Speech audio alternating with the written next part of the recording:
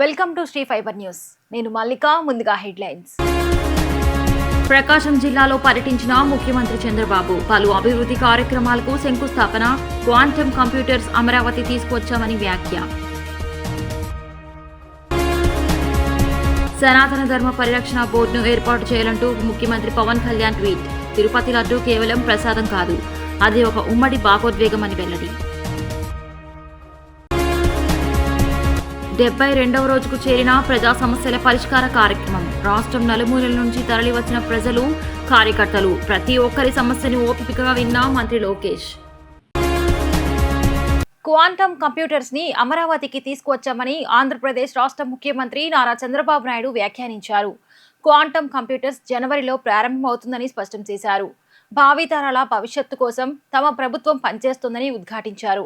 సంక్షేమం, అభివృద్ధి, సుపరిపాలనతో AP brand ని బిల్డ్ చేస్తామని పేర్కొన్నారు. ఇష్టపడి స్మార్ట్లా పనిచేస్తే ఏదైనా సాధ్యమవుతుందని ఆయన చెప్పుకొచ్చారు. ప్రకాశం జిల్లాలోని లింగన్నపాలెంలో సీఎం చంద్రబాబు పర్యటించారు. ఈ సందర్భంగా పలు అభివృద్ధి కార్యక్రమాల్లో ముఖ్యమంత్రి పాల్గొని ప్రసంగించారు. ఈ సందర్భంగా ఆయన మాట్లాడుతూ భవిష్యత్తులో ప్రభుత్వ విధాన నిర్ణయాల్లో యువత భాగస్వాములు అవుతారని స్పష్టం చేశారు. జగన్ హయాంలో విధ్వంస విధానాలతో పరిశ్రమలు వెనక్కి వెళ్లాయని ఆరోపించారు. వైసీపీ హయాంలో ప్రజావేదిక కూల్చడంతో ప్రారంభమైన విధ్వంసం రాష్ట్ర వ్యాప్తంగా జరిగిందని ఆక్షేపించారు. కనిగిరి కనకపట్నం అవుతుందని బ్రహ్మంగారు చెప్పారని గుర్తు చేశారు. కనిగిరి కనకపట్నం కావడానికి ఎంతో కాలం పట్టదని తెలిపారు. మొంతా తుఫాన్లో సమర్థవంతంగా పనిచేశామని పేర్కొన్నారు. అధికారులు, ప్రజాప్రతినిధులు కలిసి సమిష్టిగా పనిచేశారని ప్రసంగించారు. మొంతా తుఫాను నేపథ్యంలో ప్రాణ నష్టం, ఆస్తి నష్టం జరగకుండా చర్యలు చేపట్టామని నొక్కి చెప్పారు. చదువుకుంటున్న విద్యార్థులకు చదువులు పూర్తయ్యేలోపు స్థానికంగా ఉపాధి కల్పించే బాధ్యత తనదని ఉద్ఘాటించారు. 87 ప్రాంతాల్లో అందరికీ ఉద్యోగాలు ఇస్తామని కొంతమంది రాజకీయ నేతలు చెప్పేవారని, కానీ తాను మాత్రం ఇంటికొక వ్యాపారవేత్తని తయారు చేస్తానని హామీ ఇచ్చారు. అమలు చేశారని తెలిపారు. తాను చేసిన పనులే సాక్ష్యాలుగా ఉన్నాయని స్పష్టం చేశారు. 25 ఏళ్ల క్రితం తాను అభివృద్ధి కార్యక్రమాలను ప్రారంభిస్తే హైదరాబాద్ దేశానికి ఆదర్శంగా నిలిచిందని నొక్కి చెప్పారు. 17 నెలల నుంచి భిన్నమైన పరిస్థితుల్లో కూటమి ప్రభుత్వం ఏపీలో పనిచేస్తోందని వెల్లడించారు. చాలా సుడిగుండాలు నడుమ తాము పనిచేస్తున్నామని పేర్కొన్నారు. ఈరోజు మీరు ఒక్కసారి చూస్తే మొన్న ఒక తుఫాను వచ్చింది. ఆ తుఫాన్లో సమర్థవంతంగా పనిచేశాం. అధికారులు, అనధికారులు అంటే ప్రజాప్రతినిధులు కలిసి పనిచేశాం. దానివల్ల ప్రాణ నష్టం తగ్గించాం. రియల్ టైంలో మానిటర్ చేశాం. చాలా వరకు ఆస్తి నష్టాన్ని తగ్గించామంటే అది ఈ ప్రభుత్వం ఇచ్చేటువంటి సుపరిపాలన అని చెప్పి మరొకసారి తెలియజేస్తున్నా. అలాంటి అందరికి కూడా, లైన్లో ఉండే అందరికీ మనస్ఫూర్తిగా అభినందనలు. వీళ్ళు కాకుండా కాబోయే పారిశ్రామికవేత్తలు వాళ్ళందరినీ కూడా లైన్లోకి రమ్మన్నాం. ఇంకొక పక్క నేను పనిచేసేది భావితరాల భవిష్యత్తు కోసం. ఇక్కడే పిల్లలున్నారు, 7వ తరగతో 8వ తరగతి చదువుకుంటున్నారు. మీరు చదువు పూర్తయ్యే కొందికి మీరు ఎక్కడికి పోయే పని లేకుండా మీ ఊర్లో కానీ మీ ప్రాంతంలో ఉద్యోగాలు ఇప్పించే బాధ్యత నాది. అదే మాదిరిగా ముందందరం కష్టపడేవాళ్ళం. ఇప్పుడు కష్టపడడం కాదు, ఇష్టపడి పనిచేస్తే, స్మార్ట్గా పనిచేస్తే ఏదైనా సాధ్యమని మరొకసారి పిల్లలందరికీ తెలియజేస్తున్నా. ఈరోజు నా జీవితంలో చాలా హ్యాపీయెస్ట్ డే. ఎందుకు ఆ మాట అంటున్నానంటే 87 ప్లేసెస్లో ఒక నూతనమైన కాన్సెప్ట్ కోసం 1 ఫ్యామిలీ 1 ఆంటర్ప్రెన్యూర్ అందరూ ఉద్యోగాలు ఇస్తూ ఉంటారు. నేను ఉద్యోగమే కాదు, నిన్ను పారిశ్రామికవేత్తగా చేస్తానని చెప్పిన మొట్టమొదటి ప్రభుత్వం తెలుగుదేశం ఎన్డీఏ ప్రభుత్వం. అలాంటి ఒక హిస్టారికల్ డే. అనేక సార్లు నేను ముఖ్యమంత్రి అయ్యాను. అనేక పెట్టుబడులు తీసుకొచ్చాం. అందరూ మాటలు చెప్తారు, నేను చేసిన పనులే నాకు సాక్ష్యాలు. ఈరోజు హైదరాబాద్ ఉంది, ఎప్పుడో 50 ఏళ్ళు 100 ఏళ్ళు కాదు, 25 ఏళ్లకు మునుపు అభివృద్ధి ప్రారంభిస్తే ఈరోజు హైదరాబాద్ దేశానికి ఒక ఆదర్శంగా, మోస్ట్ లివబుల్, ప్రతి ఒక్కరూ ఉండడానికి అనుకూలమైన సిటీగా, దేశంలో హైయెస్ట్ తలసరి ఆదాయం వస్తుందంటే అది నేను వేసిన ఫౌండేషన్ అని చెప్పి మీ అందరికీ విజ్ఞప్తి చేస్తున్నా. అయితే భిన్నమైన పరిస్థితుల్లో 17 నెలల నుంచి ఈ కూటమి ప్రభుత్వం పనిచేస్తున్నాం. ఏదైతే ప్రజావేదిక కూల్చడంలో ప్రారంభించిన విధ్వంసం రాష్ట్రమంతా కూడా కొనసాగే పరిస్థితికి వచ్చింది. దాంతో ఈరోజు ఆదాయ వనరులు లేకుండా రాష్ట్రం అన్ని విధాల సంక్షోభంలో చిక్కుకుపోయింది. సనాతన ధర్మ పరిరక్షణపై ఆంధ్రప్రదేశ్ రాష్ట్ర ఉప ముఖ్యమంత్రి పవన్ కళ్యాణ్ కీలక వ్యాఖ్యలు చేశారు. సనాతన ధర్మ పరిరక్షణ కోసం ఒక ప్రత్యేక బోర్డు అవసరమని పవన్ కళ్యాణ్ సూచించారు. ఈ మేరకు సామాజిక మాధ్యమం ఎక్స్ వేదికగా ట్వీట్ చేశారు. ప్రపంచవ్యాప్తంగా హిందూ సమాజానికి తిరుమల తిరుపతి దేవస్థానం ఒక తీర్థయాత్ర, కేంద్రం కంటే ఎక్కువ అని అభివర్ణించారు. తిరుపతి లడ్డూ కేవలం తీపి కాదని ఇది ఒక ఉమ్మడి భావోద్గీతానికి ఉద్ఘాటించారు. తిరుపతి లడ్డూని ఆప్యాయంగా స్నేహితులు, కుటుంబ సభ్యులకు పంపిణీ చేస్తామని చెప్పుకొచ్చారు. తిరుపతి లడ్డూని ఇలా అందచేయడం వల్ల హిందువుల సమిష్టి విశ్వాసాన్ని ప్రతిబింబిస్తోందని ఉద్ఘాటించారు. ప్రతి సంవత్సరం దాదాపు 2.5 కోట్ల మంది భక్తులు తిరుమలకు సందర్శిస్తారని నొక్కి చెప్పారు. సనాతన భావాలు, ఆచారాలు ఎగతాళి చేస్తే తనకు ఎంతో ఆవేదన కలిగిందని పేర్కొన్నారు. లౌకికత్వం రెండు వైపులా ఉండాలని సూచించారు. హిందువుల విశ్వాసంపై, రక్షణ గౌరవంపై చర్చించాల్సిన అవసరం ఉందని తెలిపారు. సనాతన ధర్మం అత్యంత పురాతనమైనదని ఉద్ఘాటించారు. నిరంతరం అభివృద్ధి చెందుతున్న నాగరికతలలో సనాతన ధర్మం ఒకటని అభివర్ణించారు. హిందువుల కోసం సనాతన ధర్మ పరిరక్షణ బోర్డును స్థాపించాల్సిన సమయం ఆసన్నమైందని పవన్ కళ్యాణ్ పేర్కొన్నారు. ప్రజల సమస్యలను వీలైనంత వేగంగా పరిష్కరించి వారికి అండగా నిలవడమే ప్రభుత్వ లక్ష్యమని మంత్రి నారా లోకేష్ స్పష్టం చేశారు. అందిన ప్రతి విజ్ఞప్తిని పరిశీలించి నాణ్యమైన పరిష్కారం అందిస్తామని బాధితులకు భరోసా ఇచ్చారు.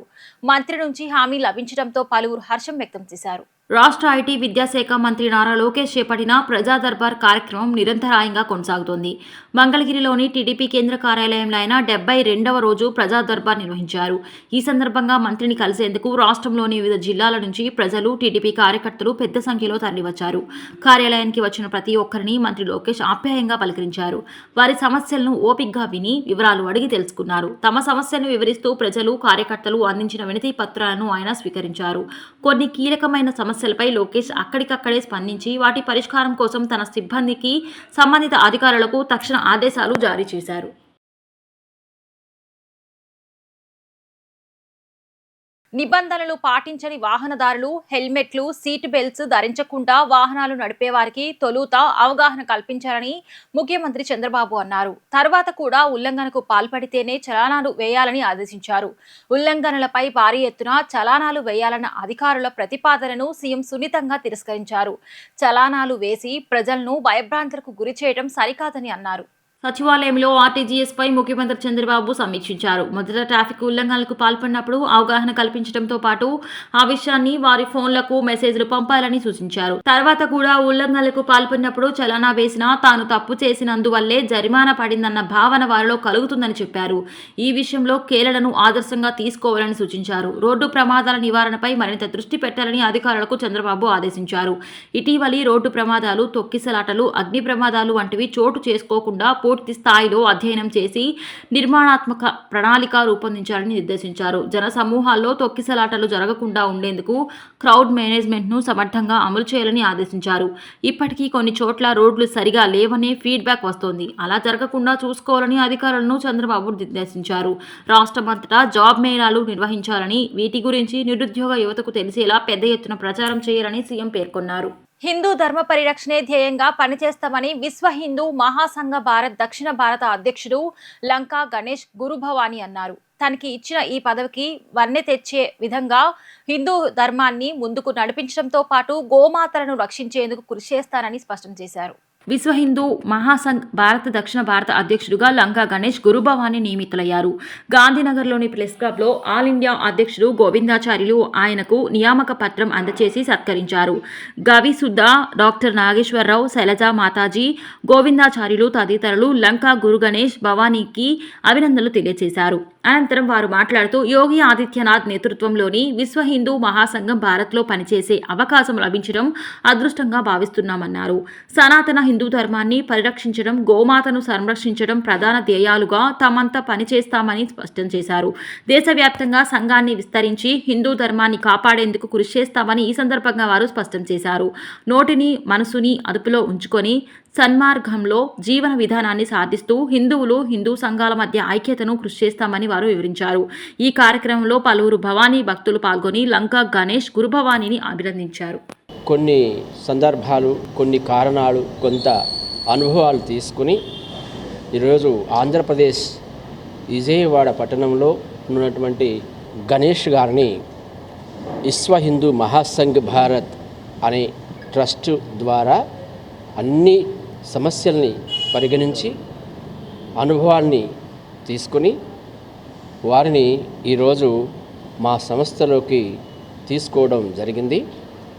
అది పైన మన పెద్దల ద్వారా కూడా నేషనల్ ద్వారా మా శ్రీ శ్రీ శ్రీ కాళికాజీ పీఠాధీశ్వర్ మహంత్ కాళికాజీ పీఠాధీశ్వర్ సురేంద్రనాథ్ అవధూత్ మహారాజ్ ఆశీస్సులతో యోగి మహారాజ్ ఆదిత్యనాథ్ మహారాజ్ ద్వారాగా ఈ కార్యక్రమాలు జరపడం జరుగుతుంది.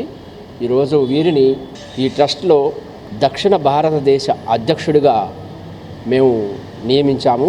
కాబట్టి ఈ పదవికి వారు ధర్మాన్ని రక్షించుకుంటూ వారి అనుభవాల్ని మన భారతదేశానికి చూపిస్తూ వారు ఈ కార్యక్రమంలో అనేక సంవత్సరాలు ఈ వ్యవస్థలో నడుస్తారని భావించి వారికి పదవి ఇవ్వడం జరిగింది.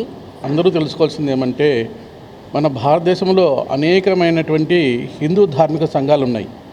ఆర్ఎస్ఎస్ ఉంది, విశ్వ హిందూ పరిషత్ ఉంది, శివసేన ఉంది, బజరంగ్ దళ్ ఉంది. ఇలాగా అనేక రకాలుగా అనేక మంది హిందూ ధర్మం కోసం పాటుపడుతున్నారు. కానీ ఒకరు చేసే ప్రోగ్రాంకి ఇంకొకరు రావడం లేదు. హిందూ ఐక్యతను మనము అంతా తెలుసుకోవాలి, హిందువులు అందరం కలిసి సమిష్టిగా పనిచేయాలి అనే భావంతో విశ్వ హిందూ మహాసంఘ్ భారత్ అనేది నిలబడింది. విశ్వ హిందూ మహాభారత్ సంఘ్ అంటే ఇక్కడ ఏదో కొత్త సంస్థ వచ్చింది, వీళ్ళు ఇంకొకరు కొత్త కార్యక్రమాలు పెడుతున్నారు అనుకోవద్దండి. అన్ని సంఘాలను కలుపుకుంటూ పోవడమే విశ్వ హిందూ మహాభారత్ సంఘ్. అంటే మనం అందరము హిందూ ధార్మిక సంఘాలుగా ఉన్నటువంటి అందరము ఏకమై ఒక సంఘంగా ఏర్పడి యోగి ఆదిత్యనాథ్ గారిని ప్రధానమంత్రిగా మనము చేసుకుని మన భారతదేశాన్ని మనం కాపాడుకోవాలని ముఖ్య ఉద్దేశంతో ఈ సంఘం పనిచేస్తుంది. ఇక్కడ హిందూ ధర్మంలో పనిచేసే ప్రతి ఒక్కరికి కూడా చేయుతనిస్తూ వాళ్ళందరినీ కూడా ముందుకు తీసుకుపోతూ వాళ్ళందరికీ అన్ని రకాలటువంటి సౌకర్యాలను అన్నిటినీ మనం కల్పిస్తూ వాళ్ళందరి యొక్క క్షేమాన్ని మనం కోరుతూ ఈ సంఘం అనేది ముందుకు నడుస్తుంది. నా పేరు లంకా గణేష్ గురుభవాని. ఆల్ ఇండియా భవానీ దీక్ష చారిటబుల్ ట్రస్ట్ అఖిల భారత భవానీ దీక్ష వ్యవస్థాపక గురుపీఠం తరపున మన భారతదేశంలో 5 రాష్ట్రాల్లో నేను భవానీ దీక్ష వ్యవస్థను నడిపిస్తున్నాను. మరి ఇంద్రకీలాద్రి శ్రీ దుర్గామల్లేశ్వర స్వామివారి దేవస్థానంలో కూడా భవానీ దీక్ష విరమణ కార్యక్రమాలంటూ కూడా దగ్గరుండి మేము నడిపించడం జరుగుతుంది. అలాగే శ్రీ వేదాంతం గోవింద రామానుజాచార్యులు స్వామివారు వారి యొక్క పరిశీలనలో మరి ఇటు దక్షిణ భారతదేశంలో ఈ భవానీ దీక్ష వ్యవస్థ నడిపిస్తున్నటువంటి నా యొక్క పేరుని ఈ యొక్క విశ్వ హిందూ మహాసంఘ్ భారత్ వరల్డ్ హిందూ ఫెడరేషన్లో వారు సూచించి పైనుంచి నాకున్నటువంటి భవానీ దీక్ష అనుభవాలు దాదాపు 43 సంవత్సరాలుగా దీక్షను నేను నిర్వహిస్తూ వేలాది మంది గురువులను ఇప్పుడు 7,000 మంది గురువులతో ఉన్నటువంటి సంఘాన్ని నడపడం జరుగుతుంది. నాకున్న అనుభవాన్ని వారు గుర్తించి పైకి జాతీయ స్థాయిలో తెలియజేయటం, జాతీయ స్థాయిలో ఉన్నటువంటి పెద్దలంతా కూడా దానికి అంగీకరించి ఈ సౌత్ ఇండియాకి నన్ను అధ్యక్షుడిగా ఎన్నుకోవడం చాలా సంతోషకరం. నేను వాళ్ళందరికీ కూడా నా యొక్క కృతజ్ఞతలు తెలియజేసుకుంటున్నాను. ఈ భవిష్యత్తు కాలంలో హిందూ సంఘాలన్నింటి కూడా సంఘటితపరిచి మరి యోగి ఆదిత్యనాథ్ గారు ప్రధానమంత్రి అయ్యే విధంగా మేము అందరం కూడా హిందూ సంఘాలన్నీ కృషి చేసే విధంగా మరి దక్షిణ భారతదేశంలో హిందూ సంఘాలన్నింటినీ కూడా ఏకం చేస్తూ ముఖ్యమైనటువంటి పాత్ర పోషిస్తానికి మేము ముందడుగు వేస్తామని ఈ యొక్క పత్రిక, ప్రింట్, ఎలక్ట్రానిక్ మీడియా ముఖంగా నేను తెలియజేసుకుంటున్నాను. ధన్యవాదాలు. రానున్న క్రిస్మస్ న్యూ ఇయర్ పండుగ సీజన్లు సందర్భంగా విజయవాడలో సందడి మొదలైంది. పండుగ వేడుకలను పురస్కరించుకొని ఐటీసీ ఫార్చ్యూన్ మురళీ పార్క్ లో కేక్ మిక్సింగ్ ఈవెంట్ ను ఎంతో కలర్ఫుల్ గా నిర్వహించారు. Dry fruits, flavoured alcohols, wines తో కేక్ మిశ్రమాన్ని ఎంతో ఉత్సాహంగా తయారు చేశారు. కార్యక్రమంలో పలువురు నగర ప్రముఖులతో పాటు హోటల్ సిబ్బంది పాల్గొని సందడి చేశారు. క్రిస్మస్ న్యూ ఇయర్ వేడుకలకు విజయవాడ నగరం సిద్ధమవుతోంది. ప్రపంచవ్యాప్తంగా క్రైస్తవులకు క్రిస్మస్ ఎంతో ప్రత్యేకమైన పండుగ. జీసస్ క్రైస్ట్ జన్మదిన ఈ పర్వదినాన పిల్లల నుంచి పెద్దల వరకు ఆనందంగా గడుపుతారు. క్రిస్మస్ రోజు ఎంతో ప్రత్యేకమైన వంటకం కేక్. అలాగే ఆ తర్వాత వచ్చే న్యూ ఇయర్ రోజున కూడా కుటుంబ సభ్యులతో పాటు బంధువులు, స్నేహితులకు కేక్ల పంపిణీలు చేయడం ఆనవాయితీగా వస్తోంది. ఈ నేపథ్యంలోనే విజయవాడలోని ఐటీసీ ఫార్చ్యూన్ మురళీ పార్క్ హోటల్లో కేక్ మిక్సింగ్ ఈవెంట్ను ఎంతో ఉత్సాహభరిత వాతావరణంలో ఎంతో ఘనంగా నిర్వహించారు. నగరానికి చెందిన వివిధ రంగాల ప్రముఖులతో పాటు హోటల్ చెఫ్స్, సిబ్బంది ఈ ఈవెంట్స్లో ఎంతో ఉత్సాహంగా పాల్గొన్నారు. పెద్ద టేబుల్పై అమర్చిన పలు రకాల డ్రై ఫ్రూట్స్, నట్స్పై వివిధ రకాల బ్రాండెడ్ ఆల్కహాల్స్, వైన్స్, ఫ్లేవర్లను మిక్స్ చేస్తూ సందడి చేశారు. ఈ కార్యక్రమం ఎంతో ఉత్సాహభరితంగా సాగింది. ఈ సందర్భంగా హోటల్ ఎగ్జిక్యూటివ్ చెఫ్ ప్రసాద్ మాట్లాడుతూ చిన్న పెద్ద అనే తేడా లేకుండా ప్రతి ఏటా కేక్ మిక్సింగ్ కార్యక్రమాన్ని ఘనంగా నిర్వహిస్తున్నామని చెప్పారు. కేక్ మిక్సింగ్ కార్యక్రమంలో తయారు చేసిన మిశ్రమంతో క్రిస్మస్, న్యూ ఇయర్ల కేక్ తయారు చేస్తామని ఆయన వివరించారు.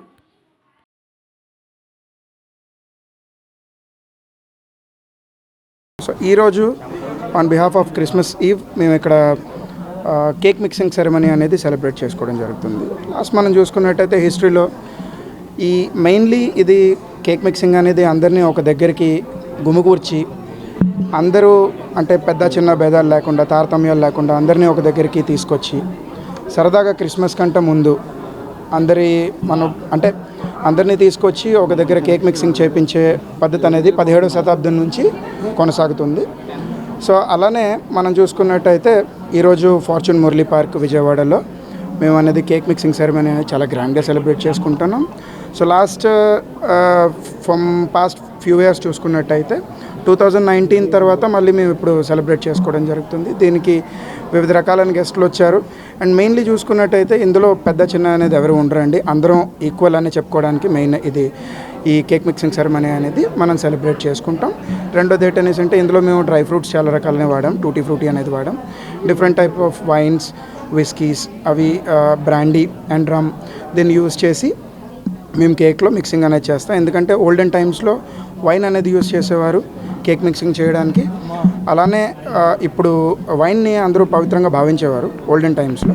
సో ఇప్పుడు కూడా అదే కొనసాగుతుంది. సో వైన్ అనేది డ్రై ఫ్రూట్స్లో మేము పోసి దాన్ని కొన్ని రోజులు ఫర్మెంట్ చేసి దాని నుంచి వచ్చే గుడ్ బ్యాక్టీరియా ఏదైతే ఫర్మెంట్ అవుతుందో ప్రతిరోజు ఈ రోజు నుంచి కనీసం క్రిస్మస్కి ఒక 2 రోజుల ముందు వరకు ప్రతిరోజు మేము దాన్ని మానిటర్ చేస్తూ ఉంటాం. అది ఎలాగుంది, దాని కండిషన్ ఎలా ఉందని చూసి దాంతో క్లైమేటిక్ అండ్ టెంపరేచర్ కండిషన్స్ మార్చి మేము దాన్ని స్టోర్ చేస్తూ ఉంటాం.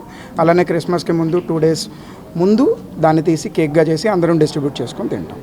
సో ఇది అనేది మేము ప్రచురణలో ఉంది. ఈ సంవత్సరం మేము మరింత ఘనంగా ఒక హైటీ అనేది కూడా అరేంజ్ చేసుకుంటూ వివిధ రకాల కాలేజ్ స్టూడెంట్స్ని కూడా పిలిచి మేము అనేది ఈ ఫంక్షన్ అనేది సెలబ్రేట్ చేసుకోవడం జరిగింది. మాకింత సపోర్ట్ చేసినందుకు మా యాజమాన్యానికి లైక్ మురళీ ఫార్చ్యూన్ విజయవాడ ఐటీసీకి అండ్ మీడియా మిత్రులకి కవర్ చేసినందుకు అండ్ వచ్చిన గెస్టులందరికీ చాలా థ్యాంక్స్. రసాయనాలతో తయారు చేసిన నెయ్యిని శ్రీవారి ప్రసాదంలో ఉపయోగించి ఇంకా సమర్థించుకుంటారా అని స్వచ్ఛాంధ్ర కార్పొరేషన్ చైర్మన్ కొమ్మారెడ్డి పట్టాభిరామ్ వైసీపీ నేతలపై ఆగ్రహం వ్యక్తం చేశారు. ధనదాహంతో శ్రీవారి ప్రసాదాన్ని కల్తీ నెయ్యితో అపవిత్రం చేశారని తెలిసి కోట్లాది మంది భక్తులు బాధపడ్డారని తెలిపారు. ఈ ఉదంతంలో వైవి సుబ్బారెడ్డికి కమిషన్లు ముట్టింది వాస్తవమన్నారు. ఆయన సచ్చీలుడైతే తన బ్యాంక్ ఖాతాల వివరాలను సిక్కు ఇవ్వకుండా ఎందుకు కోర్టును ఆశ్రయించారని ప్రశ్నించారు. ధనదాహం కమిషన్లకు కక్కుర్తిపడి గత వైసీపీ ప్రభుత్వం పెద్దలు అత్యంత పవిత్రమైన శ్రీవారి లడ్డూ ప్రసాదాన్ని సైతం కల్తీ చేశారని స్వచ్ఛాంధ్ర కార్పొరేషన్ చైర్మన్ కొమ్మారెడ్డి పట్టాభిరామ్ సంచలన ఆరోపణలు చేశారు.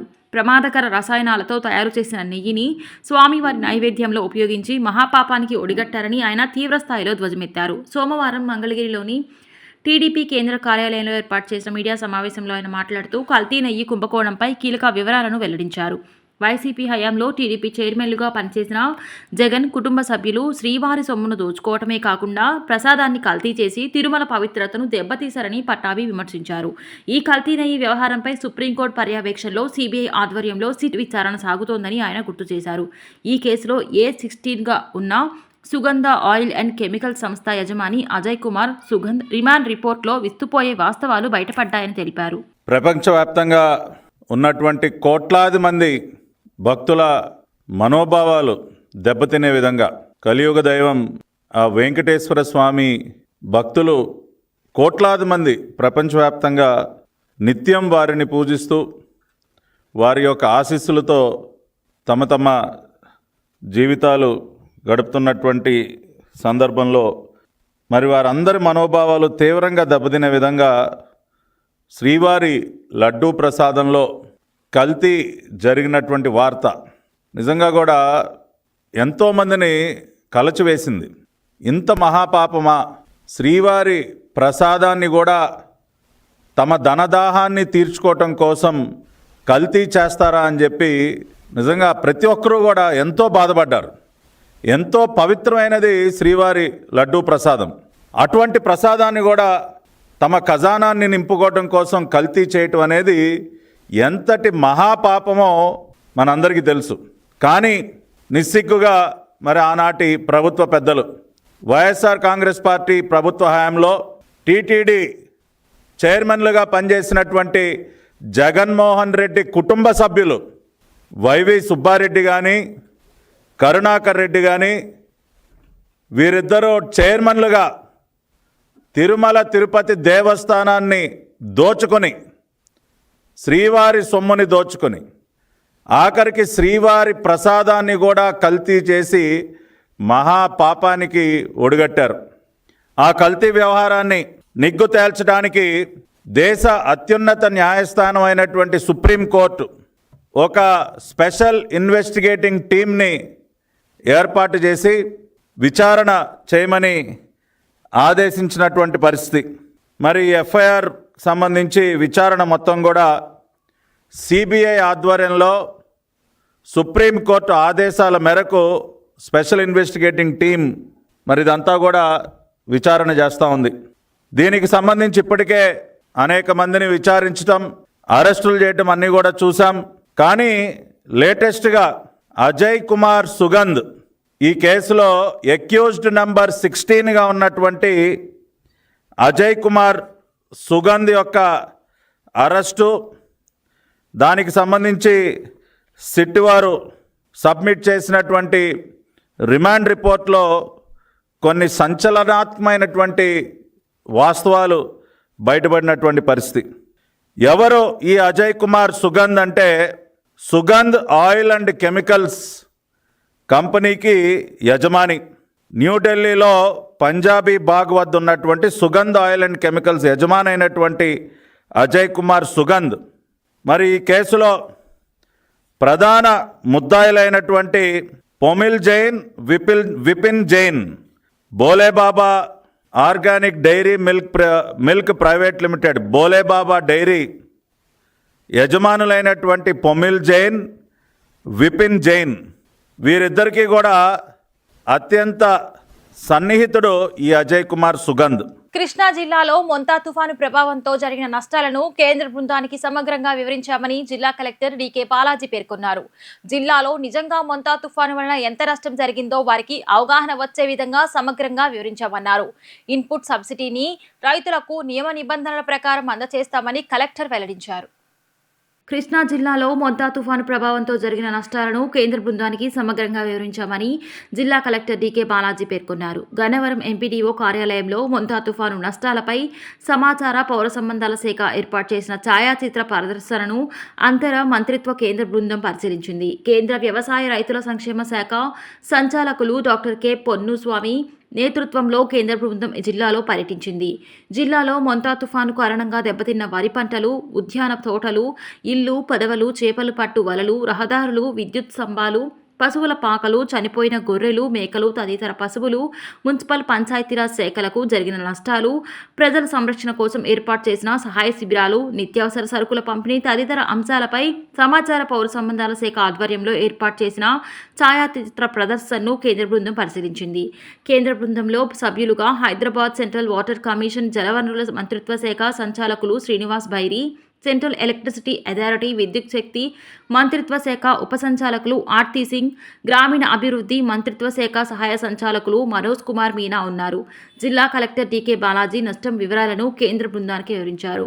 ఛాయాచిత్ర ప్రదర్శనను చూపిస్తూ జిల్లా కలెక్టర్ మొంతా తుఫాను వలన జిల్లాలో గాలులు గంటకు 90 నుంచి 100 కిలోమీటర్ల వేగంతో వీచాయన్నారు. జిల్లా మొత్తం అధికార యంత్రాంగాన్ని అప్రమత్తం చేశామన్నారు. జిల్లాలో సురక్షిత ప్రాంతాల్లో 228 సహాయక శిబిరాలను ఏర్పాటు చేసి 23,744 మంది ప్రజలను తరలించామన్నారు. జిల్లాలో తుఫాను గాలికి పడిపోయే ప్రమాదం ఉన్న బలహీనంగా ఉన్న ఇళ్లను, దుర్బల ప్రదేశాలను గుర్తించి అక్కడ నివాసం ఉంటున్న ప్రజలకు ప్రాణ నష్టం జరగకుండా సురక్షిత కేంద్రాలకు చేర్చామన్నారు. వచ్చిన అధికారులు మొన్న తుఫాను నష్టం జరిగిన మీద ఎస్టిమేషన్ చేయడానికి అసలు ఏమాత్రం లాస్ జరిగిందో ప్రత్యక్షంగా పర్యవేక్షిద్దామని వచ్చిన టీంకి కలెక్టర్ గారి దగ్గర నుండి చూపించిన పరిస్థితి. కృష్ణా జిల్లా కలెక్టర్ బాలాజీ గారి వల్ల గతంలో పోయిన సంవత్సరం ఆగస్టు 31న భారీ వర్షాలు వచ్చిన 1వ తారీఖు బుడమేరకి ఫ్లడ్ వచ్చిన క్లౌడ్ బర్స్ట్తో ఆ రోజున కూడా ఈయనే కలెక్టర్ ఉన్న పరిస్థితి. ఆత్కూరు దగ్గర గండిపడిన, కేశపూర్ దగ్గర గండిపడిన, ఎక్కడైనా ఇవన్నీ నాకు కానీ కలెక్టర్ గారికి తెలిసినాయి. కానీ కలెక్టర్ గారు నేను ఆ రోజు నైట్ అంతా ఈ బ్రీచ్ల దగ్గర పడిన దగ్గర కానీ శాండ్ బ్యాగ్లు ముందే ఏర్పాటు చేయడం వల్ల ప్లస్ మోరోవర్ ఏంటంటే తక్కువ వర్షం పడింది. గన్నవరం జిల్లాలో పోలిస్తే తక్కువ మనకే పడింది. బట్ ప్రాబ్లం అది కాదు, విండ్ మనకి ఎక్కువ వచ్చింది. దానివల్ల ప్యాడీ బేస్డ్ కాన్స్టిట్యున్సీ అయిన గన్నవరం నియోజకవర్గంలో రైతు సోదరులందరికీ నష్టం జరిగింది. వాళ్ళకి న్యాయం చేయమని నేను కూడా కేంద్రం నుంచి వచ్చిన అధికారులకు తెలియజేశాను. Thank you. ఈరోజు కృష్ణా జిల్లాకు ఇంటర్ మినిస్టీరియల్ సెంట్రల్ టీమ్ మొన్న సైక్లోన్ ముంతా తుఫాన్ వల్ల ఏమేమి నష్టం జరిగింది అనే దాన్ని క్షేత్రస్థాయిలో పరిశీలించి కేంద్ర ప్రభుత్వానికి నివేదిక ఇచ్చే దిశగా inter ministerial central team Krishna జిల్లాని విజిట్ చేయడం జరిగింది. సో మన కృష్ణా జిల్లాలో మెయిన్ క్రాప్ ప్యాడీనే కనుక ప్యాడీలో ఏం నష్టం జరిగింది అనే దాన్ని వాళ్ళకి నష్టం జరిగిన ఒక ఫీల్డ్కి తీసుకొని చూపించడం జరిగింది. అక్కడే రైతులతో కూడా వాళ్ళందరూ కూడా ఇంపాక్ట్ అయ్యారు. రైతులు కూడా వాళ్ళకి జరిగిన నష్టం ఏంటి అనేది టీంకి చాలా డీటెయిల్గా వివరించడం జరిగింది. అది అయిన తర్వాత మన జిల్లాలో ఇతర ప్రాంతాల్లో వేరే రకాలైన డ్యామేజెస్ ఏమున్నాయి, హార్టికల్చర్ డ్యామేజ్ ఉండొచ్చు, అనిమల్ హస్బెండరీ డ్యామేజ్ ఉండొచ్చు, హౌసింగ్ డ్యామేజ్ ఉండొచ్చు. ఇవన్నీ కూడా ఫోటో ఎగ్జిబిషన్ చేసి వాళ్ళందరికీ చూపించాము యాక్చువల్లీ. సో మన జిల్లాలో నిజంగా ముంతా తుఫాన్ వల్ల ఎంతవరకు నష్టం జరిగింది అనేది వాళ్ళ అవగాహనకి చాలా డీటెయిల్గా ప్రజెంట్ చేయడం జరిగింది. Thank you sir. Input subsidy వస్తుంది కానీ ప్రభుత్వంలో ఇన్సూరెన్స్ ఉందండి, ప్రభుత్వం లేదని. లేదు అలా ఏం లేదు. దానికి ఏముందో నార్మల్స్ ప్రకారం ఏమి ఇవ్వాలో అది ఇస్తాం. బులెటిన్ ముగించే ముందు ముఖ్యాంశాలు మరొకసారి. ప్రకాశం జిల్లాలో పర్యటించిన ముఖ్యమంత్రి చంద్రబాబు పలు అభివృద్ధి కార్యక్రమాలకు శంకుస్థాపన, క్వాంటమ్ కంప్యూటర్స్ అమరావతి తీసుకువచ్చామని వ్యాఖ్య. సనాతన ధర్మ పరిరక్షణ బోర్డును ఏర్పాటు చేయాలంటూ ముఖ్యమంత్రి పవన్ కళ్యాణ్ ట్వీట్. తిరుపతి లడ్డు కేవలం ప్రసాదం కాదు, అది ఒక ఉమ్మడి భాగోద్వేగం అని వెల్లడి. 72వ రోజుకు చేరిన ప్రజా సమస్యల పరిష్కార కార్యక్రమం. రాష్ట్రం నలుమూలల నుంచి తరలివచ్చిన ప్రజలు, కార్యకర్తలు ప్రతి ఒక్కరి సమస్యను ఓపికగా విన్న మంత్రి లోకేష్. శ్రీ ఫైబర్ న్యూస్ కి సమాప్తం. మళ్ళీ నెక్స్ట్ బులెటిన్ లో కలుద్దాం.